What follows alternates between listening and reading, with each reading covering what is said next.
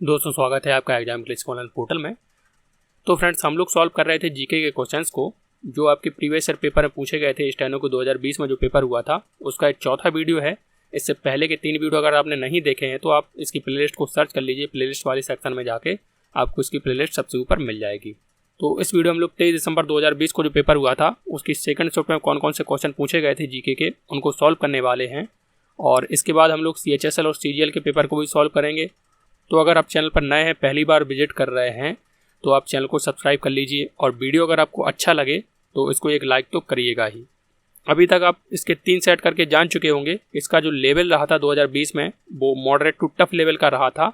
तो उसी mind makeup के साथ आप 2021 के लिए भी तैयारी करिएगा कि इस बार जो जीके आएगी वो फिर से मॉडरेट टू टफ होने के बहुत ज़्यादा चांसेस हैं। तो इसमें पहला क्वेश्चन पूछा गया था आपका, न्यायमूर्ति शरद अरविंद बोबड़े भारत के कितने नंबर के मुख्य न्यायाधीश हैं। हालांकि अब बदल चुके हैं, लेकिन जो ऐसे बोबड़े साहब थे वो हमारे भारत के 47वें नंबर के चीफ जस्टिस थे। और अभी हाल में यानी कि 24 अप्रैल 2021 को बने हैं 48वें चीफ जस्टिस। क्या नाम है उनका? वो हैं जस्टिस NV रमन्ना। तो NV रमन्ना अभी हाल ही में बने हैं और ये अगस्त 2022 तक रिटायर हो जाएंगे, मतलब अगले साल ये रिटायर हो जाएंगे। और हमारे भारत के पहले न्यायमूर्ति कौन थे, यानी कि पहले चीफ जस्टिस? तो पहले चीफ जस्टिस थे हीरालाल जेकानिया। और जो सुप्रीम कोर्ट में न्यायाधीशों की संख्या होती है वो होती है 34, जिसमें से एक मुख्य न्यायाधीश होता है, बाकी 33 अन्य न्यायाधीश होते हैं। और इनकी जो काम करने की उम्र है वो 65 वर्ष तक होती है। यानी कि जब NV रमन्ना 65 वर्ष के हो जाएंगे अगले साल, तो वो इस पद को छोड़ देंगे, उनकी जगह कोई अगला नियुक्त होगा।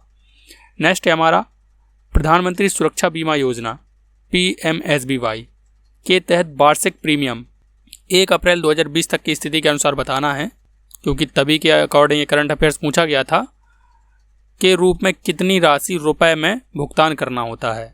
तो पिछली बार के पेपर में तो अप्रैल 2020 तक का करंट अफेयर्स आया था, लेकिन इस बार के पेपर में कितने तक का करंट अफेयर्स आएगा इस पर एक वीडियो बनाकर मैं पहले ही डिस्कस कर चुका हूं। अगर आपने वो वाला वीडियो अभी तक नहीं देखा है तो उसको आप जरूर देखिए।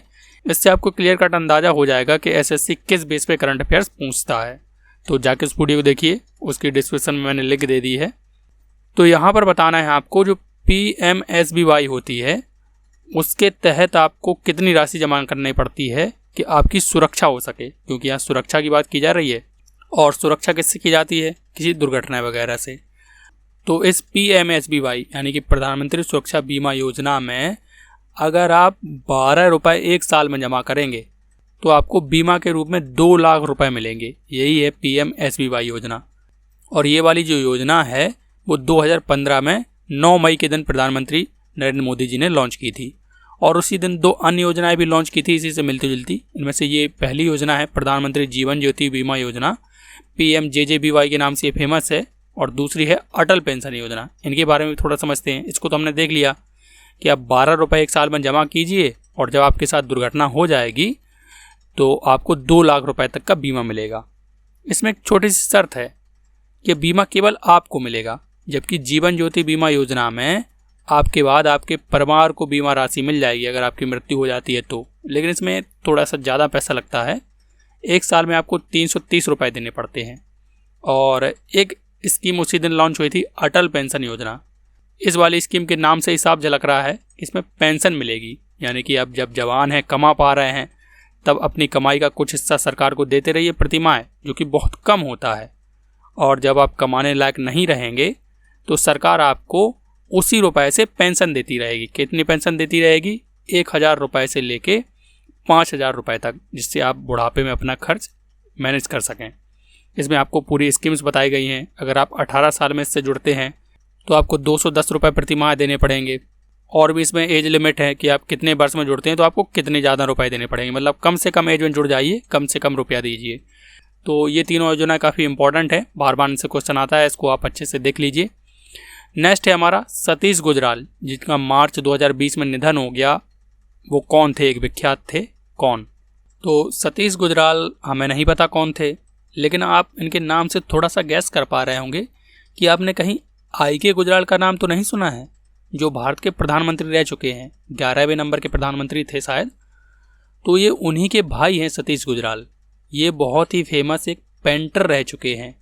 आपने देखा होगा अभी तक जितने भी पेंटर्स और हिस्टोरियंस वगैरह होते हैं, आर्कियोलॉजिस्ट, उनके निधन के बाद उनसे क्वेश्चन जरूर पूछा जाता है। अगर कोई ऐसा व्यक्ति है जो किसी कला का विशेषज्ञ है, अगर उसका निधन हुआ है तो क्वेश्चन जरूर उससे आता है, पॉसिबिलिटी है। तो आप एग्जाम में जाने से पहले जितने भी आपका जो लिमिट है करंट अफेयर्स आने की जिन महीनों के, उनमें जितने भी व्यक्तियों के निधन हुए हैं, जो फेमस हस्तियाँ रहे हैं अपने क्षेत्र में, कला के क्षेत्र में, उनको तो आप जरूर पढ़ के जाइए। एक क्वेश्चन का बेनिफिट आपको यहाँ से हो जाएगा। मेरा कहने का मतलब है जो लेटेस्ट में जिन कलाकारों की मृत्यु हुई है उनके बारे में आप जरूर देखिए, आपको एग्जाम में इनसे क्वेश्चन देखने को मिल जाएगा। तो सतीश गुजराल बहुत ही एक फेमस पेंटर थे। नेक्स्ट है ग्लोबल इनोवेशन इंडेक्स 2019 में भारत का कौन सा स्थान है। तो 2019 में तो जो भी हो हमें नहीं मतलब है, 2020 में देखते हैं। 2020 में है इसका स्थान 48वां। और ग्लोबल इनोवेशन इंडेक्स को जारी कौन करता है, तो एक संस्था है बीपो नाम की। इसका फुल फॉर्म होता है वर्ल्ड इंटेलेक्चुअल प्रॉपर्टी ऑर्गेनाइजेशन, विश्व बौद्धिक संपदा संगठन। और इसका जो हेडक्वार्टर है वो जिनेवा स्विट्जरलैंड में है। तो यही संस्था इसको जारी करती है, ग्लोबल इनोवेशन इंडेक्स को। नेक्स्ट है संक्षिप्त नाम AIADMK, जो एक राजनीतिक पार्टी के नाम का प्रतिनिधित्व करता है। मैं एम का क्या था, बहुत अच्छा क्वेश्चन है और बहुत पॉसिबिलिटी है कि एक दोबारा पूछ लिया जाए। तो ये तमिलनाडु की पार्टी है। इसका फुल फॉर्म होता है ऑल इंडिया अन्ना द्रविड़ मुनेत्र कड़गम। ये जो पार्टी है तमिलनाडु में लगभग हमेशा ही रूलिंग में रहती है और इस पार्टी के एक से एक दिग्गज नेता तमिलनाडु के मुख्यमंत्री रहे, जैसे कि जो जयललिता थी, अम्मा जी के नाम से फेमस थी, वो भी इसी पार्टी की थी। और ई पलानीस्वामी जो तमिलनाडु के पूर्व मुख्यमंत्री हैं, वो भी इसी पार्टी के थे। हालांकि अभी हाल में चुनाव के नतीजे आए तो ये देखिए 7 मई 2021 की ट्वीट है। द्रविड़ मुनेत्र कड़गम इसका भी फुल फॉर्म होता है। उसके एक चीफ मिनिस्टर इलेक्ट हो चुके हैं।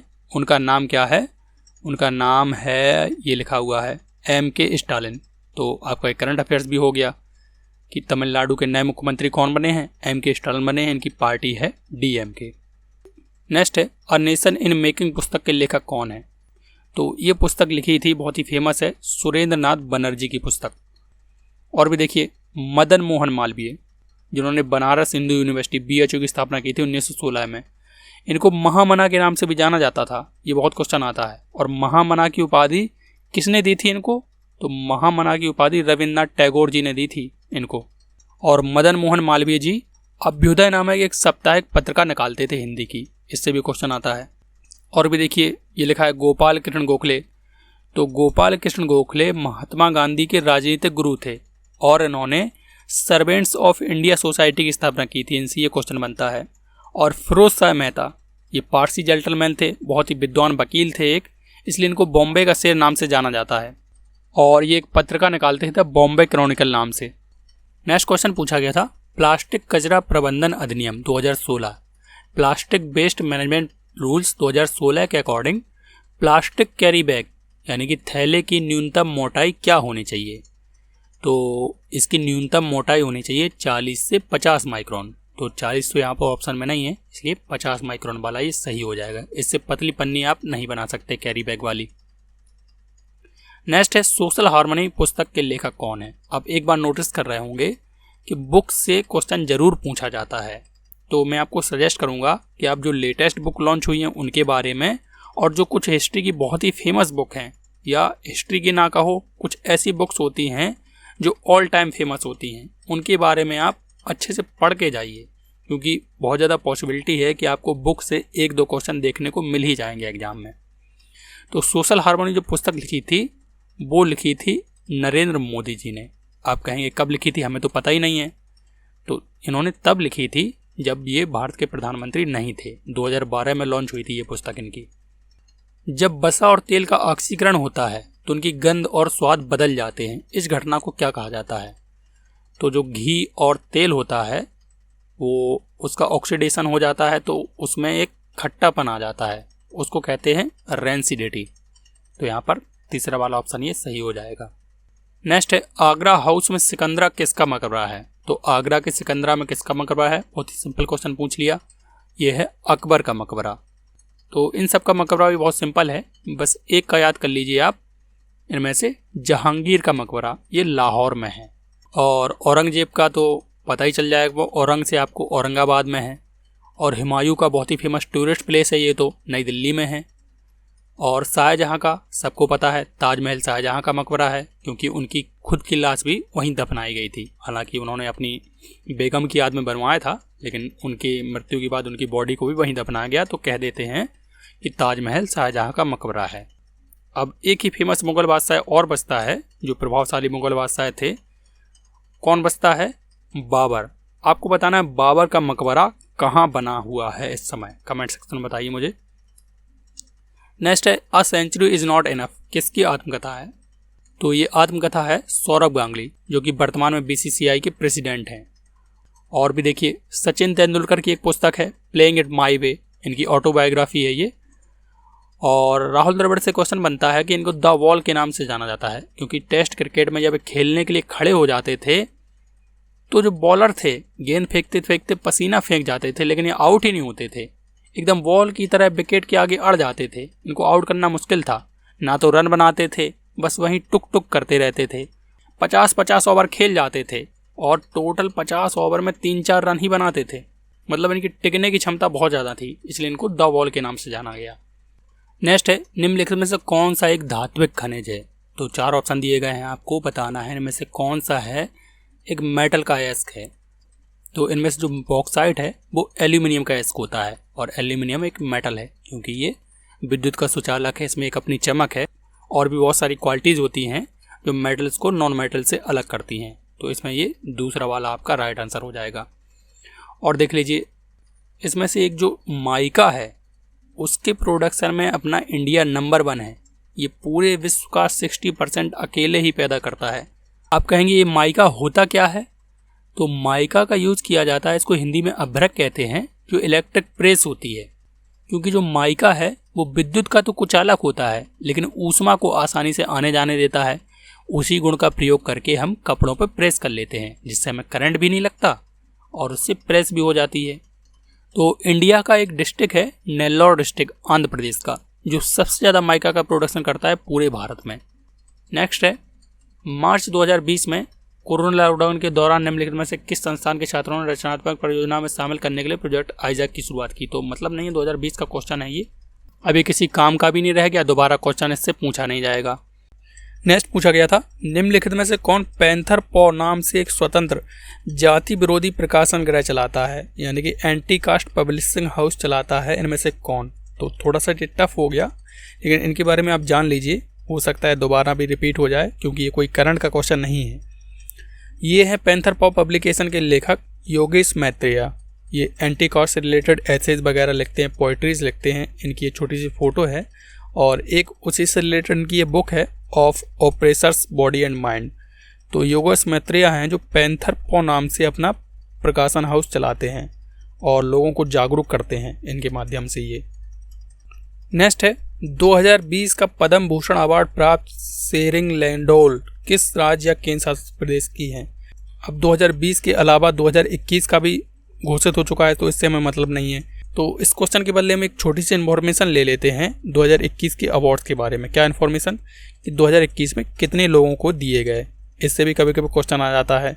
पद्म विभूषण दिया गया 7 लोगों को, पद्म भूषण दिया गया 10 लोगों को, पद्मश्री 102 लोगों को टोटल।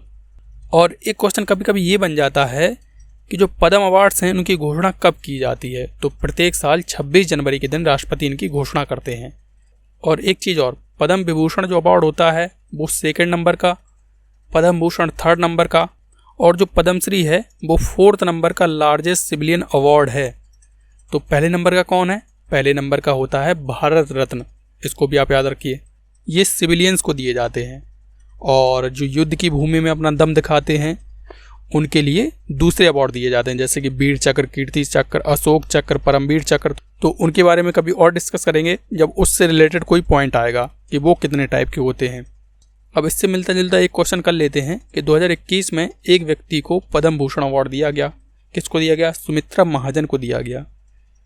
वो कहाँ से बिलोंग करती हैं? तो वो बिलोंग करती हैं मध्य प्रदेश से। ये हमारी फॉर्मर लोकसभा स्पीकर रह चुकी हैं और first lady speaker of the Lok Sabha भी हैं ये, और first lady speaker of the Lok Sabha भी रह चुकी हैं ये। तो काफ़ी पॉसिबिलिटी है इनसे क्वेश्चन पूछ लिया जाए। नेक्स्ट है निम्नलिखित में से कौन सी नदी मध्य प्रदेश के बैतूल जिले में मुल्ताई से आरंभ होती है? चलिए एलिमिनेट करते हैं। मध्य प्रदेश की बात चल रही है, बैतूल जिले की, तो कावेरी और गोदावरी ये दोनों तो दक्षिण की नदियां हैं, यानी कि ये दोनों नहीं हैं। फिर बात आती है लूनी नदी की, तो लूनी नदी राजस्थान से निकलती है और कच्छ के रण में आते आते विलुप्त हो जाती है, मतलब कच्छ के रण में ख़त्म हो जाती है, उससे आगे कहीं जा ही नहीं पाती बेचारी, यानी कि वो समुद्र में गिरने से पहले ही दलदल में समाप्त हो जाती है। तो केवल एक ही नदी बचती है और उसका ये राइट आंसर भी है। तापी नदी जो है वो मुल्ताई पठार से आरंभ होती है मध्य प्रदेश के बैतूल जिले से, और तापी नदी एक पश्चिम में बहने वाली नदी है जो कि एस्चुरी बनाती है। और भी देखिए इससे क्या सीख सकते हैं हम। कावेरी नदी और गोदावरी नदी, इनमें बहुत कन्फ्यूजन होता है क्योंकि इनको दो अन्य नामों से भी जाना जाता है। कौन कौन से? कावेरी को जाना जाता है दक्षिण भारत की गंगा के नाम से, और गोदावरी को जाना जाता है दक्षिण गंगा के नाम से। बड़ा कन्फ्यूजन है, तो कैसे याद होगा? बहुत सिंपल है इसको याद करना। देखिए कावेरी में का शब्द आया, यहाँ देखिए दक्षिण भारत की गंगा में का शब्द आया, बस याद हो गया हमें, अब तो कोई कन्फ्यूजन नहीं रहा। दक्षिण भारत की गंगा कौन सी है? कावेरी है, का वर्ड से हमने पकड़ लिया। और दक्षिण गंगा कौन सी है? गोदावरी है। गोदावरी को एक और गंगा कहा जाता है, कौन सी गंगा? वृद्ध गंगा। तो बस इतने ही क्वेश्चन थे, अगर इनको आप याद कर लेंगे तो गंगा गंगा वाला गेम आप आसानी से खेल सकते हैं एग्जाम में और 1 नंबर ले सकते हैं। और भारत की सबसे लंबी नदी तो गंगा है, और दूसरी भारत में बहने के हिसाब से देखा जाए तो गोदावरी सेकेंड लार्जेस्ट रिवर है भारत की। यहाँ पर आप ब्रह्मपुत्र या सिंधु नदी से कन्फ्यूज मत होइए क्योंकि वो पूरी तरीके से भारत में नहीं बहती हैं, इसलिए गोदावरी सेकेंड नंबर की हो जाती है लार्जेस्ट। नेक्स्ट है, जब संसाधनों की वृद्धि होती है तो अवतल उत्पादन संभावना वक्र कैसा होता है? एक ही याद करने वाला क्वेश्चन है, इसको आप रट लीजिए, नहीं तो मैं समझाने बैठूंगा तो आपका 15-20 मिनट चला जाएगा। फिर कभी समय मिलेगा तो आपको अच्छे से समझाऊंगा क्योंकि ये काफ़ी डीपली समझाना पड़ेगा शुरू से एकदम। तो जब संसाधनों की वृद्धि होती है तो अवतल उत्पादन संभावना वक्र दाहिनी ओर शिफ्ट होता है, और जब संसाधनों की कमी होती है तो बाईं ओर शिफ्ट हो जाता है। इसको आप याद कर लीजिए। अगला क्वेश्चन है, ब्रह्मगुप्त ने कुट्टक और कुट्टाग्निकता शब्द का प्रयोग किसके लिए किया? यहाँ पर देखिए कंफ्यूज हो जाएंगे हिंदी पढ़ के आप। यहाँ पर लिखा हुआ है कुट्टक गणिता, यानी कि गणित के बारे में बात चल रही है, कुट्टक और कुट्टक गणित। तो ब्रह्मगुप्त जी ने इसका प्रयोग किया था बीज गणित यानी कि अलजबरा के लिए। ब्रह्मगुप्त वही व्यक्ति हैं। अच्छा, इससे पहले आप जानिए हमारे भारत ने जीरो दिया सबसे पहले। ऐसा माना जाता है कि आर्यभट्ट ने जीरो का आविष्कार किया था, लेकिन जीरो का सही प्रयोग करना गणनाओं में किसने सिखाया था? वो सिखाया था ब्रह्मगुप्त जी ने। ये बहुत ही इंपॉर्टेंट बात है जो मोस्ट ऑफ लोग को नहीं पता रहती है।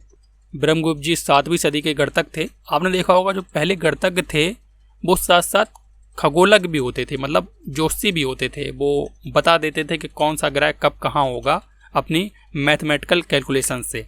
तो ब्रह्मगुप्त भी एक बहुत अच्छे एस्ट्रोलॉजर थे। उन्होंने 2 बुक्स लिखी जिनका बहुत ही यूज किया जाता है गणित में और एस्ट्रोलॉजी में।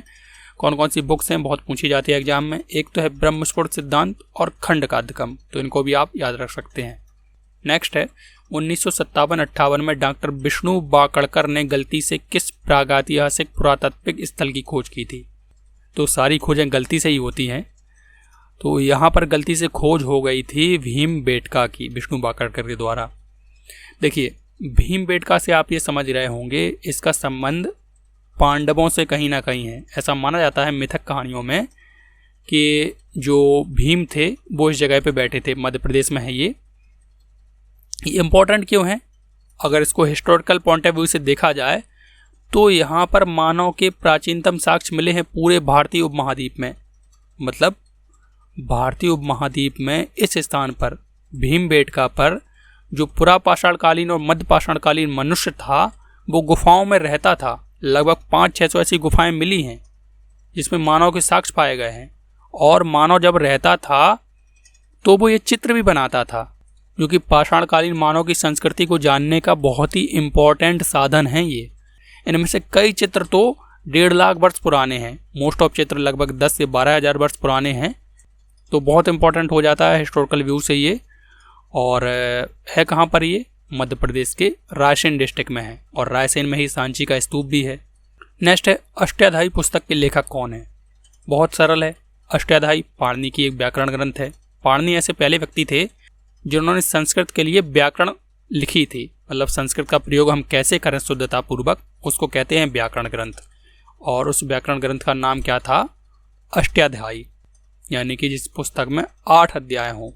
और भी देखते हैं, बाणभट्ट हर्ष के दरबार में रहते थे, इसलिए हर्षचरित पुस्तक लिखी। शूद्रक ने मृक्षकटकम लिखी और पतंजलि ने योग सूत्र लिखा। नेक्स्ट है, एक कुंडली का ताप इसके माध्यम से प्रवाहित धारा के समय की n घात के अनुपातिक होता है, जहां n किसके बराबर है?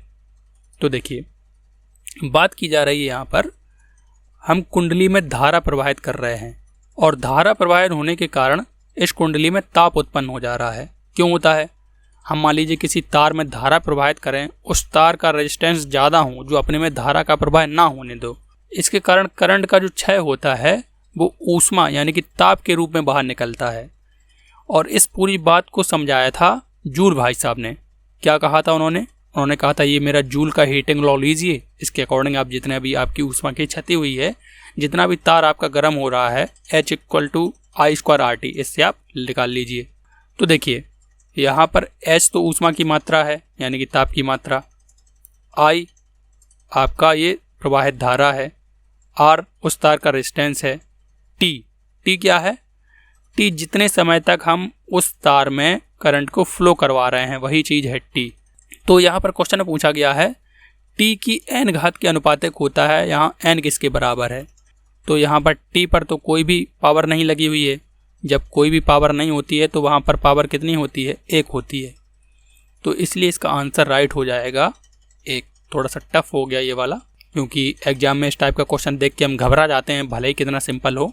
और दूसरी बात, इतना जल्दी हमें ये वाला फॉर्मूला याद भी नहीं रहता है, क्योंकि काफ़ी साल हो गए पढ़े हुए। नेक्स्ट है, भारत के संविधान की प्रस्तावना विचार, अभिव्यक्ति, विश्वास, आस्था और किसकी स्वतंत्रता प्रदान करती है? The preamble of constitution of India provides the liberty of thought, expression, belief, faith and worship. इसको आप देख लीजिए, यहाँ पर लिखा हुआ है liberty of thought, expression, belief, faith and worship. तो मैं सजेस्ट करूँगा आप प्रस्तावना को 2 से 3 बार अच्छे से पढ़िए, फिर नकल करके इसको 2-3 बार लिखिए, फिर कोशिश करिए इसको याद करने की, क्योंकि इस प्रस्तावना से बहुत सारे क्वेश्चन डायरेक्ट पूछ लिए जाते हैं कि बताइए कौन सा शब्द है जो इसमें कितनी बार आया है, तो आप कैसे बताएंगे? और आपको याद होगी तो एग्ज़ाम टाइम में से आप एक क्वेश्चन से निकाल सकते हैं। एक क्वेश्चन बनता है, बड़ा ही टफ होता है, कि बताइए प्रस्तावना को राजनीतिक कुंडली किसने कहा था? तो ये कहा था KM मुंशी ने। नेक्स्ट है, करंट का क्वेश्चन था, अजय वॉरियर 2020 भारत और किसके बीच हुआ था? तो अजय वॉरियर होता है भारत और इंग्लैंड के बीच, यानी कि UK के बीच। चलिए ये तो पुराना है, अभी लेटेस्ट देखते हैं। जो लेटेस्ट है, जो अभी हाल में हुआ है भारत और अमेरिका के बीच, उसका नाम भी है युद्ध अभ्यास, यानी कि ये भारत और अमेरिका की मिलिट्री के बीच होता है। और ये फरवरी 2021 में अभी रिसेंटली राजस्थान में हुआ था। ये फ़ोटो देख लीजिए, यहाँ पर ये अमेरिका के सैनिक खड़े हुए हैं, ये इंडिया के सैनिक खड़े हुए हैं, दोनों लोग एक्सरसाइज युद्ध अभ्यास की तैयारी में जुटे हुए हैं एकदम। नेक्स्ट है, किसी पदार्थ की ऊष्मा धारता को मापने के लिए प्रयोगशाला में किस उपकरण का प्रयोग किया जाता है? ऊष्मा धारता नापी जाती है आपकी कैलोरीमीटर से, और हाइग्रोमीटर से आर्द्रता मापी जाती है, मैनोमीटर से दाब मापा जाता है, और कोलोरीमीटर, ये थोड़ा सा टफ है, बार बार वैसे आया तो नहीं अभी तक एग्जाम में। कोलोरीमीटर जो होता है, अगर हम किसी सॉल्यूशन पर, प्रयोगशाला में कोई सॉल्यूशन रखें विलयन, उस पर लाइट डालें विभिन्न प्रकाश यानी कि विभिन्न तरंग दैर्ध्य की, तो वो सॉल्यूशन कौन कौन सी वेवलेंथ की लाइट को सोख रहा है, कितनी मात्रा में सोख रहा है, एब्जॉर्ब कर रहा है, उसको मापता है कोलोरीमीटर। नेक्स्ट है, निम्नलिखित में से कौन सा वेदांग नहीं है? तो बहुत सिंपल है, इनमें से जो पूर्व मीमांसा है वो वेदांग नहीं है। जब पूर्व मीमांसा वेदांग नहीं है तो ये है क्या? ये एक दर्शन फिलॉसफी है। और वेदांग 6 होते हैं, इनको देख लीजिए, एक बार याद कर लीजिए। शिक्षा, छंद, निरुक्त, व्याकरण, कल्प और ज्योतिष। वेदांग क्यों कहते हैं? क्योंकि वेदों का ज्ञान होने के लिए आपको पहले ये 6 चीज़ें आनी चाहिए, तभी आप वेदों में लिखे अर्थ को समझ पाएंगे। नेक्स्ट, निम्नलिखित में से किस संरक्षित जैव मंडल का क्षेत्रफल सबसे अधिक है? अच्छा क्वेश्चन है। इनमें से जो नीलगिरी है वो सबसे बड़ा बायोस्फीयर रिजर्व है। अब देखिए, आपको कन्फ्यूजन होती होगी कि राष्ट्रीय पार्क, अभयारण्य और बायोस्फीयर रिजर्व, इनमें अंतर क्या है? तो बहुत सिंपल है। देखिए यहाँ पर लिखा हुआ है राष्ट्रीय पार्क। साइज के बेस पे देखते हैं पहले। तो पार्क तो छोटा सा होता है जिसमें हम लोग घूमने जाते हैं, तो इसलिए राष्ट्रीय पार्क सबसे छोटी जगह का नाम होता है। उसके बाद अभयारण्य और सबसे बड़ा होता है बायोस्फीयर रिजर्व। राष्ट्रीय पार्क पूरी तरीके से सरकार के कंट्रोल में होता है और अभयारण्य ये सरकार के कंट्रोल में नहीं होता है। अभयारण्य का मतलब होता है जंगल। अब जंगल में मंगल बनाने जाएंगे, शेर आ जाएगा, कोई गारंटी नहीं आपको खा के चला जाएगा। लोग तो यही कहेंगे क्यों गए थे मरने के लिए। मतलब ये पूरी तरीके से लोग इसमें आ जा सकते हैं, सरकार का इस पर कोई कंट्रोल नहीं होता। और तीसरा जो होता है बायोस्फीयर रिजर्व, इसका जो अंदरूनी हिस्सा होता है जिसमें जंगली जानवर रहते हैं उस पर सरकार का कंट्रोल होता है। और इसका जो बाहरी हिस्सा होता है बहुत बड़ा होता है बायोस्फीयर रिजर्व। इसके बाहरी हिस्से में लोग आ जा सकते हैं, लकड़ी वगैरह काट सकते हैं, जो वहाँ के आसपास के आदिवासी हैं उसमें थोड़ा बहुत रह भी सकते हैं। लेकिन इसका जो अंदरूनी हिस्सा है उस पर सरकार नियंत्रण रखती है, जिससे कि जो शिकारी वगैरह हैं वो जंगली जानवरों का शिकार ना करें और आम लोग उसमें जाएं ना, जिससे पशु और मानव संघर्ष ना बढ़ जाए। नेक्स्ट, निम्नलिखित में से किसने भारत के प्रधानमंत्री के पद पर एक से अधिक कार्यकाल में सेवाएं दी हैं? अच्छा क्वेश्चन है। आप ऑप्शंस को देख के समझ गए होंगे। जैसे आप अटल बिहारी वाजपेयी वाला ऑप्शन पढ़ेंगे तो आप इसको टिक कर देंगे। अटल बिहारी वाजपेयी ऐसे व्यक्ति भी हैं जिनका कार्यकाल प्रधानमंत्रियों के अकॉर्डिंग देखा जाए तो सबसे छोटा भी है। मात्र 13 दिन का इनका कार्यकाल था जब उन्होंने मई में 16 मई 1996 को ज्वाइन किया और 1 जून को इस्तीफा दे दिया। तो केवल 13 दिन उन्होंने राज कर पाया था भारत पे। बाद में 1998 में सिलेक्ट हुए, उस समय इन्होंने 13 महीने शासन किया और फिर बाद में इनकी 5 साल की गवर्नमेंट बनी थी। 99 से लेकर 2004 तक ये प्रधानमंत्री रहे, टोटल 3 बार रहे। तो पद पर एक से अधिक कार्यकाल में सेवाएं दी हैं अटल बिहारी वाजपेयी ने। वैसे राजीव गांधी भी 2 बार प्रधानमंत्री रहे लेकिन सिलेक्ट 1 बार हुए थे। एक बार अपनी माताजी यानी कि इंदिरा गांधी के मरने के बाद उनके पद को ग्रहण कर लिया था, तो उस लिहाज से ये 2 बार नहीं हुए। और मोरारजी देसाई 2 साल के लिए बने थे, 77 से 79 के लिए। और आई के गुजराल ये बहुत ही कम समय के लिए ये भी बने थे। नेक्स्ट है, भारत के निम्नलिखित राष्ट्रपतियों में से किसकी पद पर रहते हुए मृत्यु हो गई थी? इसको इंग्लिश में पढ़ लीजिए। Who among the following president of India died while in office? तो ऑफिस में रहते हुए मर जाने को कहते हैं पद पर रहते हुए मरना। तो इसका जो राइट आंसर है ऑप्शंस के हिसाब से वो है फखरुद्दीन अली अहमद की मृत्यु हो गई थी। एक और प्रेसिडेंट थे जिनकी मृत्यु पद पर रहते हुई थी। 2 ऐसे प्रेसिडेंट हैं। तो दूसरे तो ये हैं, लेकिन पहले कौन है? पहले थे जाकिर हुसैन।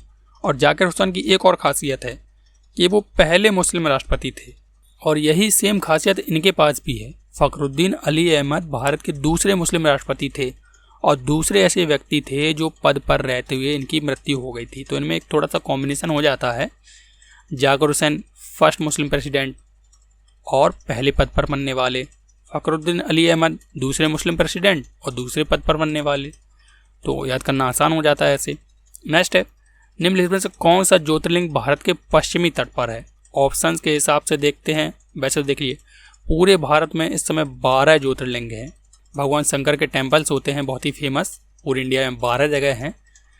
तो इसमें ऑप्शंस के हिसाब से तो देखिए सबसे वेस्टर्न मोस्ट पूछा है तो सोमनाथ इसमें ऑप्शंस के हिसाब से हो जाएगा, क्योंकि नागेश्वर तो इसमें दिया नहीं है, जबकि नागेश्वर सबसे वेस्ट में है।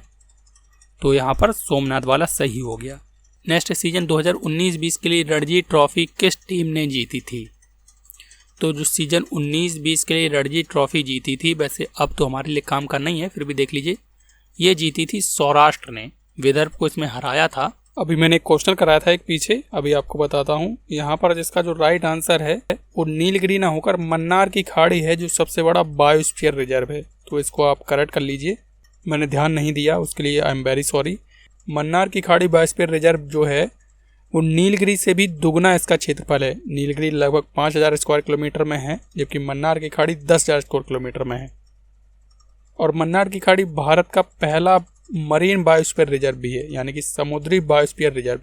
समुद्र में हमने एक जगह रिजर्व कर ली है, इसमें बहुत सारी विविध प्रजातियां पाई जाती हों। तो मरीन बायोस्फीयर रिजर्व है मन्नार की खाड़ी और सबसे बड़ा भी है। स्थल पर अगर बात पूछी जाए भारत की मेनलैंड पे, तब हो जाता है ये नीलगिरी वाला। तो देखते हैं नेक्स्ट है, अप्रैल 2020 से यूनाइटेड बैंक ऑफ इंडिया का निम्नलिखित में से किस बैंक में विलय कर दिया गया? बड़ा अच्छा क्वेश्चन है, इसको समझते हैं। तो यूनाइटेड बैंक ऑफ इंडिया का किया गया था पंजाब नेशनल बैंक में। अब इसको समझ लेते हैं क्या हुआ था। 6 बड़ी बैंकें थी जिनका विलय कर दिया गया था अन्य बैंकों में। कौन कौन सी? पहली बैंक थी ओरिएंटल बैंक ऑफ कॉमर्स, दूसरी थी यूनियन बैंक ऑफ इंडिया। इन दोनों को मर्ज कर दिया गया था पीएनबी में। और इन दोनों बड़ी बैंकों के मर्जर के बाद पीएनबी जो थी वो एसबीआई के बाद सबसे बड़ी पब्लिक सेक्टर बैंक बन गई है। यानी कि सबसे बड़ी पब्लिक सेक्टर बैंक कौन सी है? वो है एसबीआई। और दूसरी कौन सी है? पीएनबी। फिर एक तीसरी बैंक थी सिंडिकेट बैंक, उसको मर्ज कर दिया गया कैनरा बैंक में।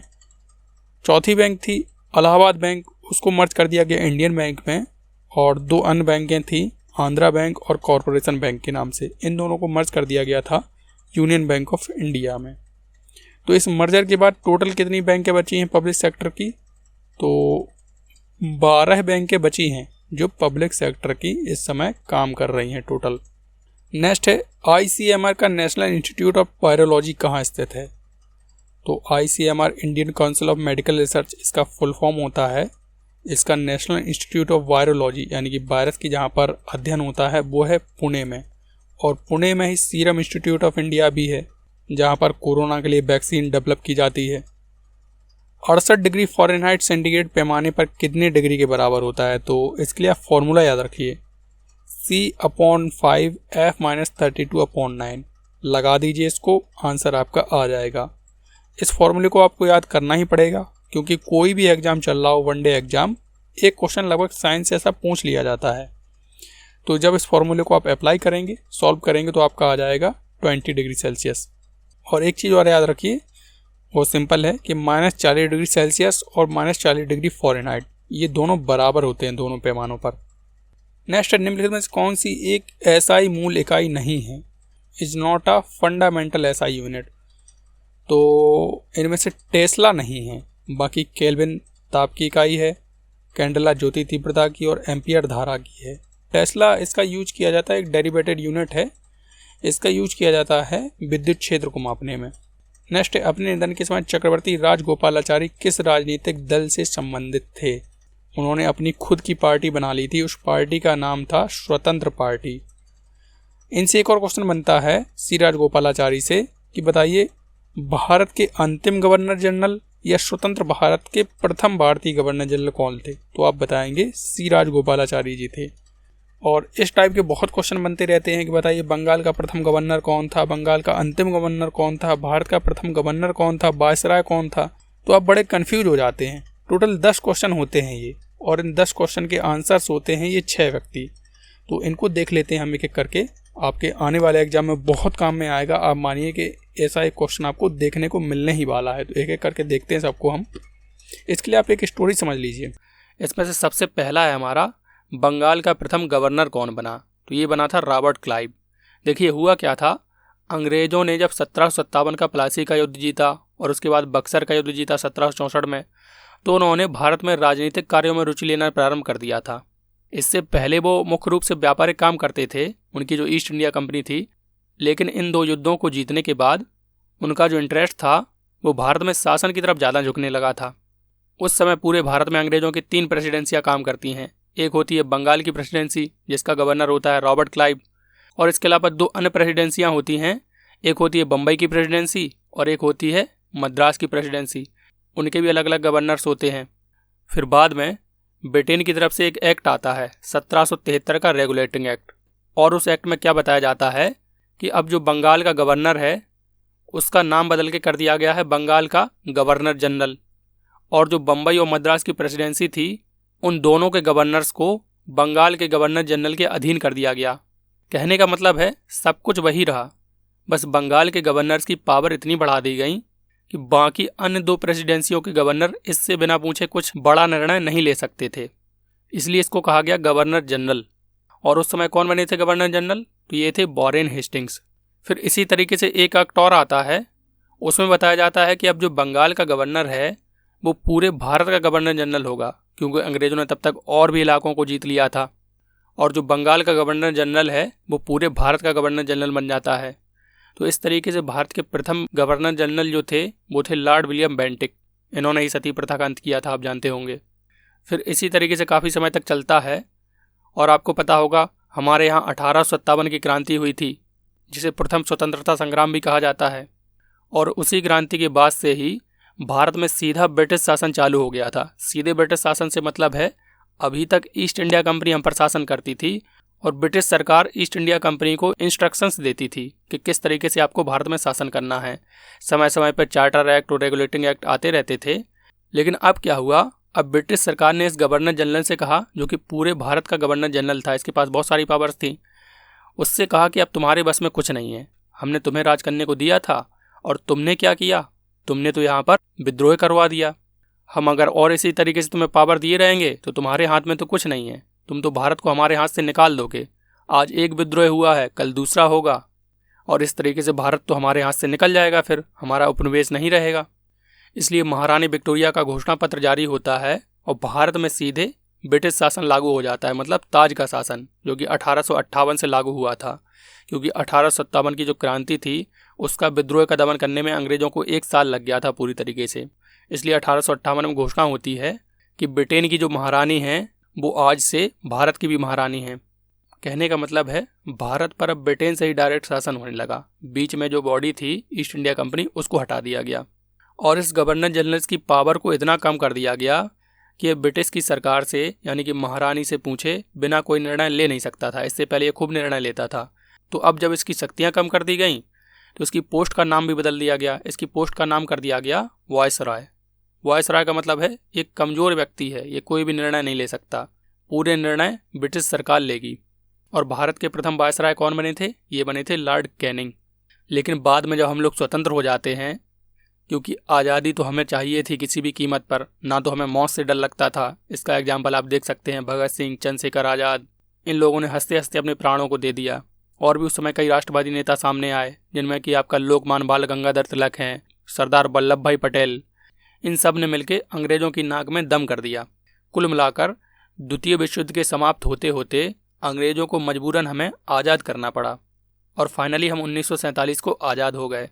जब हम आज़ाद हो गए तो अब तो हम किसी के गुलाम रहे नहीं। भारत एक संप्रभु राष्ट्र हो गया। जब वो संप्रभु राष्ट्र हो गया, स्वतंत्र हो गया, तो वो अपने निर्णय खुद ले सकता था। उसे किसी भी ब्रिटिश या किसी अन्य देश की ज़रूरत नहीं थी। कहने का मतलब है उस देश के पास सारी पावर्स थी। तो अब फिर से इस वायसराय की पोस्ट का नाम बदल के गवर्नर जनरल कर दिया गया, क्योंकि अब तो इसके पास सारी पावर आ गई है ना, अभी स्वतंत्र हो गया है देश। तो स्वतंत्र भारत के प्रथम गवर्नर जनरल कौन बने थे, ये बने थे माउंटबेटन। इन्होंने ही भारत पाकिस्तान का विभाजन किया था। और अंत में जब हम पूरी तरीके से स्वतंत्र हो ही गए तो फिर हम किसी अंग्रेज को क्यों अपना गवर्नर जनरल बनाएं। तो फिर फाइनली हमने एक भारतीय को अपना गवर्नर जनरल बनाया और उसका नाम था सी राजगोपालाचारी। इनको राजा जी के नाम से भी जाना जाता है, राजा जी चक्रवर्ती राजगोपालाचारी इनका पूरा नाम है। तो आई होप आपको ये स्ट्रक्चर थोड़ा सा समझ में आया होगा। इससे आपको याद रखने में भी आसानी हो जाएगी और आप कभी कंफ्यूज भी नहीं होंगे। चाहे आपसे बंगाल का गवर्नर जनरल पूछे, चाहे भारत का वायसराय पूछे या स्वतंत्र भारत का प्रथम भारतीय गवर्नर जनरल, तो आप कंफ्यूज नहीं होंगे आपके क्वेश्चन क्या है और आप आसानी से आंसर भी दे पाएंगे। अब ये तो हुई 6 क्वेश्चंस की बात। अब देख लेते हैं बाकी और 4 क्वेश्चंस कौन से हैं जो इन्हीं से बनते हैं। तो वो 4 क्वेश्चंस हैं कि बताइए बंगाल का अंतिम गवर्नर कौन था। तो जो व्यक्ति गवर्नर की पोस्ट खत्म होने पर पहला गवर्नर जनरल बना हो, वही व्यक्ति तो अंतिम गवर्नर भी होगा। इसको आप ऐसे एग्जाम्पल के थ्रू समझिए। एक जैसे कि मान लीजिए आप भारत के मुख्य न्यायाधीश हैं, 1 मिनट को मान लीजिए। अब हमने क्या किया, भारत की जो मुख्य न्यायाधीश की पोस्ट थी उसका नाम बदल के कर दिया न्यायाधीशों का सरदार। और जब ये प्रक्रिया की गई तो उस समय आप पोस्ट पर थे। तो अगर कोई पूछता है कि भारत का अंतिम मुख्य न्यायाधीश कौन है, तब भी आपका नाम लिया जाएगा। और कोई पूछता है भारत का प्रथम न्यायाधीशों का सरदार कौन है, तब भी आपका नाम लिया जाएगा। तो आप समझ सकते हैं कैसे एक व्यक्ति 2 पोस्ट पे काम कर सकता है। मतलब पोस्ट का नाम बदल जाए तो 2 क्वेश्चंस का एक ही आंसर हो जाता है। वही हुआ है यहाँ पर। बंगाल का जो अंतिम गवर्नर था वही बंगाल का प्रथम गवर्नर जनरल बना था। इसी तरीके से भारत का अंतिम गवर्नर जनरल भारत का प्रथम वायसराय भी था। ये थे आपके लॉर्ड कैनिंग। और बिल्कुल सेम तरीके से स्वतंत्र भारत का प्रथम गवर्नर जनरल भारत का अंतिम वायसराय भी था। अब इसमें एक क्वेश्चन और बचता है, वो मैं आपसे पूछता हूँ। बहुत सिंपल क्वेश्चन है, अगर आपने वीडियो को ध्यान से देखा होगा तो आप बिल्कुल चुटकी में उसका आंसर दे सकते हैं। क्या है क्वेश्चन, वो ध्यान से सुनिए। मैं पूछ रहा हूँ आपसे, स्वतंत्र भारत का अंतिम गवर्नर जनरल कौन था? इस क्वेश्चन में ना तो मैं ये कह रहा हूँ कि भारतीय अंतिम गवर्नर जनरल या कोई अन्य, केवल क्वेश्चन मेरा ये है कि स्वतंत्र भारत का अंतिम गवर्नर जनरल कौन था। बहुत सिंपल है, आप लोग कमेंट बॉक्स में इसका आंसर दीजिए। नेक्स्ट है, हीराकुंड बांध किस राज्य में स्थित है? तो हीराकुंड बांध जो है वो ओडिशा में है, महानदी पर बना हुआ भारत का सबसे लंबा बांध है ये। नेक्स्ट, निम्नलिखित में से कौन सा पर्यटन स्थल राजस्थान में स्थित नहीं है? तो देखिए, आप जब पढ़ेंगे तो पाएंगे जो कुशीनगर है वो भगवान बुद्ध से संबंधित है। यहाँ पर उनको महापरिनिर्वाण प्राप्त हुआ था, मतलब यहाँ पर उनकी मृत्यु हुई थी। और ये कुशीनगर उत्तर प्रदेश में है, पुष्कर राजस्थान में है, ब्रह्मा जी का मंदिर है एकमात्र यहाँ पे। रणकपुर और नाथद्वारा ये भी राजस्थान में है। और आप समझ सकते हैं किसके लिए फेमस होंगे। अब राजस्थान में है तो ज़रूर अपने किलों के लिए ही फेमस होंगे दोनों। ये टाउन्स हैं राजस्थान के छोटे छोटे। नेक्स्ट है the times of India sports award 2019। अब दोबारा आएगा नहीं, इसको छोड़िए आप। नेक्स्ट करते हैं, मार्च 2020 तक की स्थिति के अनुसार भारतीय स्टेट बैंक के अध्यक्ष कौन हैं? तो इनसे मतलब नहीं है, बदल गए हैं। तो नए कौन बन गए हैं? नए बने हैं दिनेश कुमार खारा, इसको आप याद रखिए। नेक्स्ट, 1907 में कांग्रेस का वार्षिक अधिवेशन कहाँ पर आयोजित किया गया था?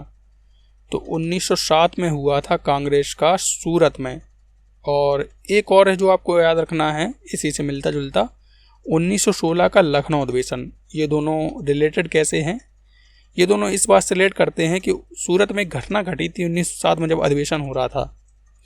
क्या कि नरम दल और गरम दल दोनों अलग अलग हो गए थे। नरम दल में वे लोग थे जो कहते थे हम अहिंसा से आज़ादी प्राप्त करेंगे। गरम दल में वे लोग थे जो कहते थे मारो मारो, अहिंसा से कुछ नहीं होगा, अंग्रेजों को मारना पड़ेगा। तो इन दोनों नेताओं की आपस में नहीं बनी और ये दोनों लोग डिवाइड हो गए थे। लेकिन बाद में कुछ साल बीते तो इन्हें समझ में आ गया कि हम दोनों को मिल के काम करना पड़ेगा। और 1916 में कांग्रेस का लखनऊ अधिवेशन हुआ, उसमें ये दोनों लोग मिल गए थे। और इसी लखनऊ अधिवेशन में एक और घटना घटी थी। मुस्लिम लीग को भी समझ में आ गया था हमें साथ में काम करना पड़ेगा, इसलिए मुस्लिम लीग भी इससे आकर मिल गई थी। तो ये सारे जो क्वेश्चन मैं आपको अलग से बताता हूँ ये बहुत ही इंपॉर्टेंट होते हैं। एग्जाम में आए हुए क्वेश्चंस भी आपको सीधे उठा के यहाँ पर रख देता हूँ। इनमें से एक एक क्वेश्चन मैंने आपको जो यहाँ पर बताया है फैक्ट, ये सारे एग्जाम में पूछे गए क्वेश्चंस हैं। नेक्स्ट, निम्नलिखित में से कौन सा माउंट आबू में स्थित है? माउंट आबू में बहुत ही फेमस है दिलवाड़ा का जैन मंदिर, सिंपल भी है क्वेश्चन ये। और हंसेश्वरी मंदिर ये वेस्ट बंगाल में है। नाहरगढ़ का किला जयपुर में है। सहेलियों की बाड़ी उदयपुर में है।